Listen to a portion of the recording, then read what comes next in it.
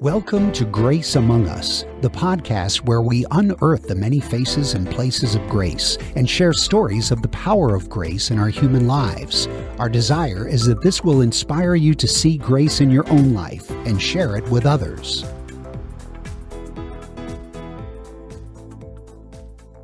Hello. My name is Carri Richard. I'm a mindset coach, and by day, I help people make space and enjoy the ride. And sometimes by day, I also get to talk with my dear friend, Ebony Gilbert, about my favorite topic, grace. Hey, Hi, Carrie hi, Richard. Ebony. Hello, everybody. I'm Ebony Gilbert, and we are here to talk about grace once again. Believe it or not, we've been doing this for 20 something times, and that feels good. Feel good to you? It does. It It does. feels really good.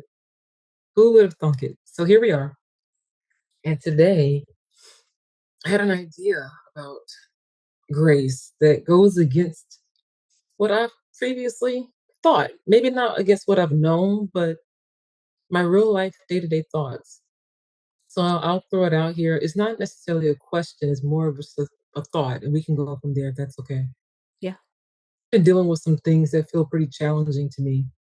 And I oftentimes pray for grace and mercy and understanding. And at the end of that long line of requests is, essentially me saying to God, protect me and punish them. Which the other day I heard something on the radio and it kind of convicted me at a stoplight. Like, is that really the way God works?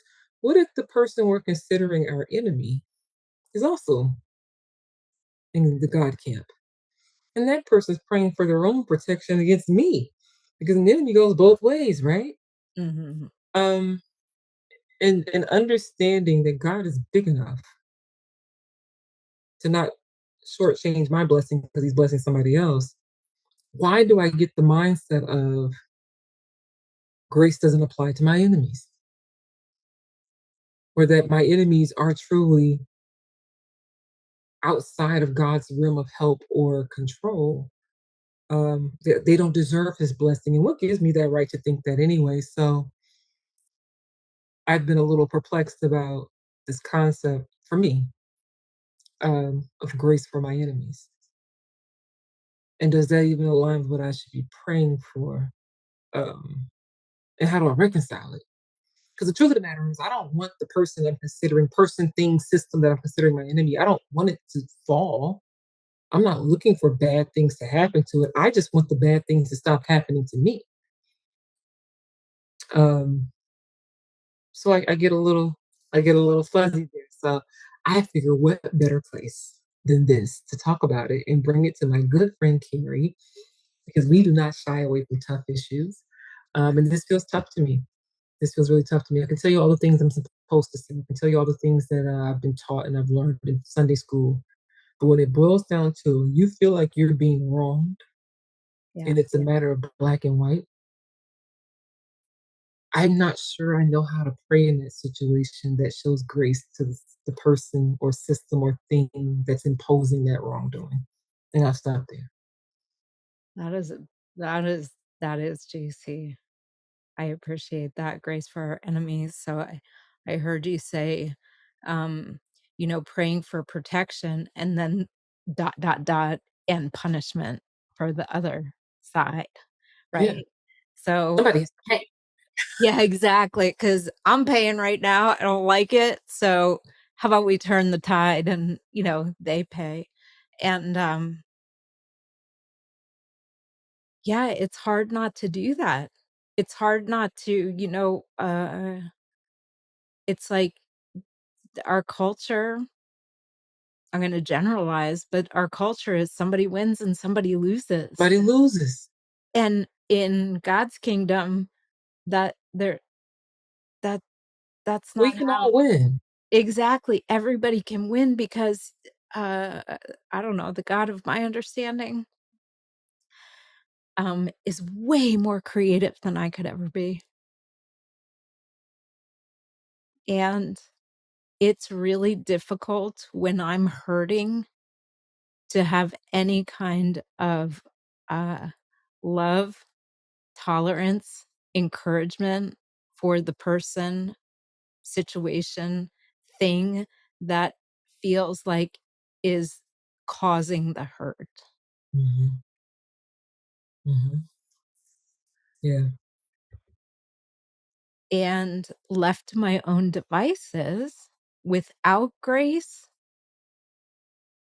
I'm gonna retaliate. Mhm. I'm gonna I'm gonna find some punishment. I'll get you, and I'm on that ladder. I'm back on the ladder. Somebody's up, somebody's down, and I wanna level the playing field. Mhm. And I'm assuming this position of superiority with Christ because I deserve fair and equal treatment, and this person deserves the wrath of not giving me that fair and equal treatment. As if my fair and equal treatment is determined by this individual or this system. I think that now that I'm thinking we're talking, I'm glad, so glad we're talking about it. The resentment starts to surface once I convince myself that this thing or person is responsible for my mistreatment. Yeah, that's I'm it. giving them the power, so they should be punished instead of viewing it as this is all working for my good anyway. And truly, if you are the enemy, he's going to make you my footstool. And truly, if you aren't the enemy, we all can still win.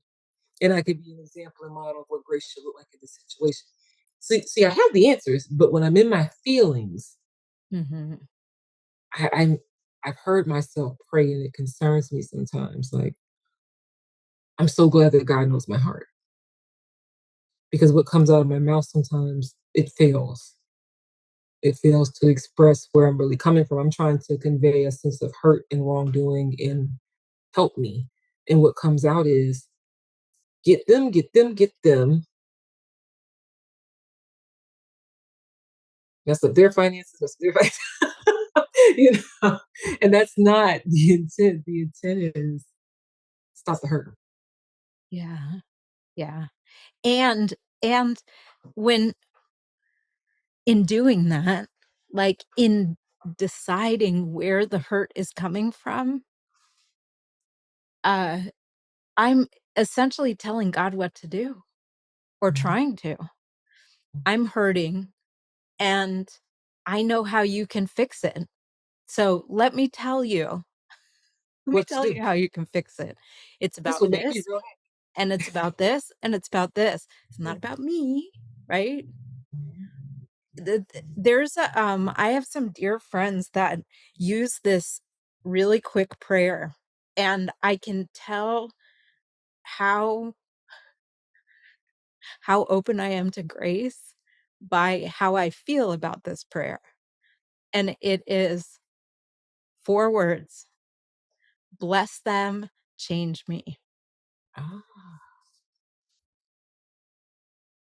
I don't know how I feel about that. Exactly. See, it's like a thermometer. It's really great Well, I got because changed. if you don't feel good about that, it's possible that, God doesn't have free reign in the situation for you. Bless me, bless them, change me.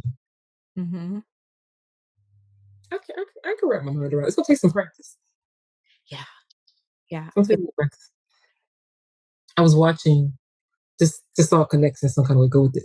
I was watching this documentary um, about NASA, and they were highlighting this new telescope thing that's in space right now. You know, years away that we're still getting images from, and I can't get a phone signal. 10 miles from my house, but we're getting these images of galaxies and things in the universe that we have never seen before. We never knew existed. And it's fascinating to see these images. Oh my God, it is absolutely incredible. And it's pitch black, so the way they overlay color with heat and temperature to generate these images, like the eye of the computer can't even perceive what the telescope is sending. It has to be created to even visualize it. Then we see it and we don't even know what we're seeing because it's nothing we've seen before. And I started thinking about outside of just the sheer magnitude of how incredible it is. And maybe I'm just a geek and dorking out here, but mind blowing, like almost like bring tears to your eyes because it's so big. But when I'm thinking about it, I'm thinking, man, there's a God who made this. Yeah. And the vastness of his thought and the things we think we see is like looking at a wall in a gallery, right? And you see the picture, the picture, the picture, the picture. You think you're looking at pictures. And all the detail of life is in between the pictures, and your eye can't see it because it doesn't even have the software to compute and download what's there in front of us. Yeah. You know, it's like putting a certain thing in front of a child and saying, pick up the cup. If the child doesn't know what a cup is, they're not going to pick up a cup because it hasn't downloaded into their mind of what a cup is. There are so many things in life that have not been downloaded into my perceptive visualization or understanding. Does that make sense? Oh my gosh, it makes so much sense. It makes absolute sense. It's almost like it at the same time, another idea is like if I take this I have this photo of my mom, right? On my Mhm. desk. So if I take this photo and I shove it up against my face, You don't know what it is. I don't know, I can't discern what it is. I don't see, I see a couple colors and my eyes go, you know, they get all crazy, and it's only when I can Mhm. step back from it, and when Yeah, I'm hurting, whatever's hurting, whatever I perceive that's hurting me is shoved up against my face, and it's here. I am pretty blind to it, and I'm pretty prickly, and Or so if you walk in a room for a surprise party and you have on a blindfold, you're still in the room with the party. right. You just can't see it. Mhm. And that resentment I have, that prayer for punishment for people that I don't even freaking know that well, Mm. that's a blindfold. And it's keeping me from seeing the work of God, the brilliance of God, the magnitude of God, the omniscience and omnipresence. And it's keeping me from the grace because I'm allowing this picture to be so close to me. Mhm. And even if it was in focus, there is still so much that I will never see or understand. You've nailed it, and it's not only is your own view like, it's almost like you're being taken hostage by it. There's no freedom in that. No, there isn't, and there's th I'm gonna give you an example because it keeps coming up, and you tell me if this is along the lines of what we're talking about. Mm, So, my son is 17. His father died last year, unfortunately, and we have not been, we were only together till our son was about 9 months old, so it's been a while, right? yeah. It was neither one of us were healthy. Own that neither one of us were healthy, and the separation, the process, there was contention. We were both like, I'll speak for myself because 'cause I'm only myself. I had a picture pasted to my face for a long time. It also was a catalyst to get closer to God, which I'm very Mhm. grateful for. Um, and extremely hurt. The hurt continued because one threw it, the other threw it, right? My prayers, I was actually asked to pray for him. I was like, "What?" This was, are you kidding me? Like, Mm, do you have any idea? Right? All these things. And I did. I got on my knees with clenched teeth, and it's like, "God bless this," and insert some not very nice words, right? That's how it began. And I was asked to do it for 30 days, mm, and it began to shift. Even mm, with my mustard seed of willingness. it began Mhm. to shift. Now, I'd like to say it was all unicorns and rainbows. There's a really good ending to the story that we all got together and everybody was kumbaya. Held hands and It sang was Kumbaya. not. It was not. It was so far from the story that I wanna tell of how it ended up, right? And in this process, I somebody said to me, "Your son is half you and half his father, and so remember that when you want to speak ill Mm, his father." And I, by God's grace, I thank him all the time. I heard that in my chaos, in my pissed offness, in my hurt. And so I did not dump the situation, the stuff on this child. mhm, And that is one of the greatest gifts I've received mm, to this day. So he did not, he did not have, he did not see his son since he was 4. It's been a long time, but they did talk on the phone. So he died, and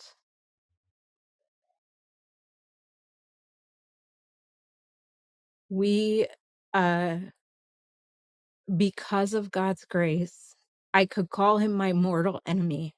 I could give you a whole stack of evidence of why he was an enemy, and none of that mattered. mm, It was we celebrated his life, and it was the grace that allowed that to happen and to celebrate this person for who he was and all he was with other people who were celebrating him. mhm, And you talked about those blinders, and it's uh it's a gift because I had a lot of love for this person. I had known him since I was very young, and to be able to return to that love and to let the rest of the stuff go, that is only by grace. mm.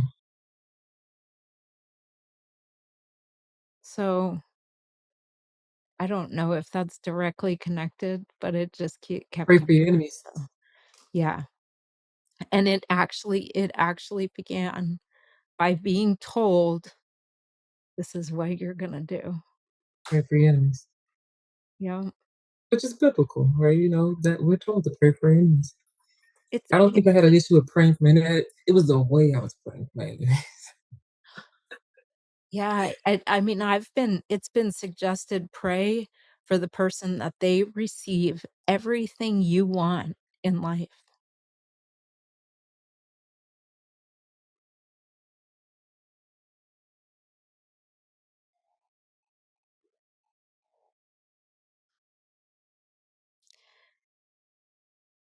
and it's a it's a reflection on that limiting idea that I have that if I get, you're not going to, or if they get, I'm not going to.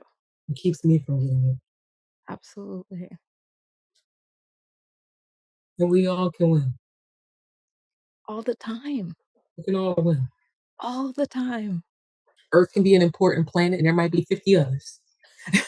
There might be 500,000 others. I've seen some. I And am a everywhere geek is too. cold, but there might be gazillion more, you know? Yeah. Yeah.